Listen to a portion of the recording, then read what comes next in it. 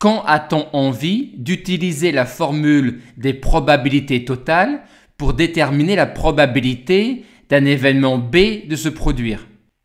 Quand, face à cette question, ma première réaction est « Ça dépend. Tu peux pas me préciser s'il s'est passé telle ou telle chose en plus?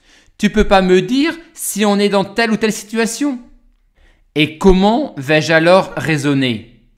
On commence par saucissonner l'univers oméga des possibles à l'aide d'un système complet d'événements, un peu comme les saisons saucissonnent une année.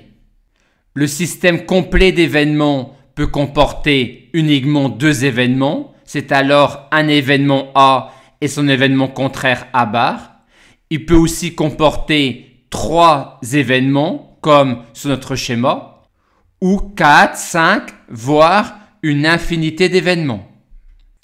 Les événements AN de ce système complet d'événements sont alors les situations dont j'avais envie de dire « ça dépend » quand on m'a demandé la probabilité de l'événement B de se produire, c'est-à-dire les situations dans lesquelles il m'est plus facile de déterminer la probabilité de B de se produire.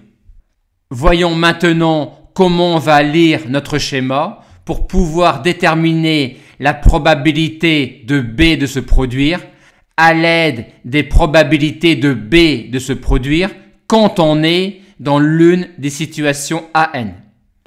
Le système complet d'événements AN qui permettait de saucissonner oméga permet alors de saucissonner l'événement B en les événements AN inter B. 2 à 2 incompatibles, on en déduit la formule dite des probabilités totales, à savoir probabilité de B égale la somme des probabilités des événements AN inter B et la probabilité de AN inter B pouvant s'exprimer à l'aide de la probabilité de B sachant AN multipliée par la probabilité de AN.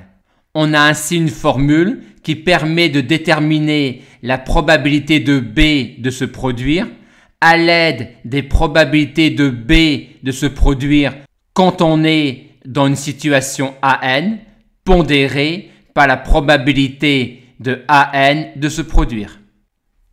Pour terminer, signalons que même si souvent on applique la formule des probabilités totales avec un système complet d'événements AN, ce n'est pas en fait totalement nécessaire.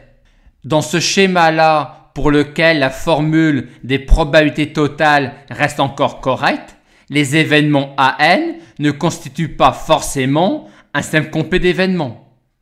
Par contre, dans ce schéma, les événements AN vérifient la phrase suivante.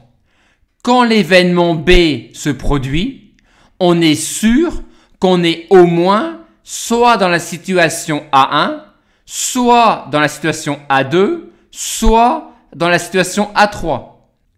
C'est-à-dire que les événements AN constituent une famille d'événements 2 à 2 incompatibles, tels que quand B se produit, on est au moins dans l'une des situations AN.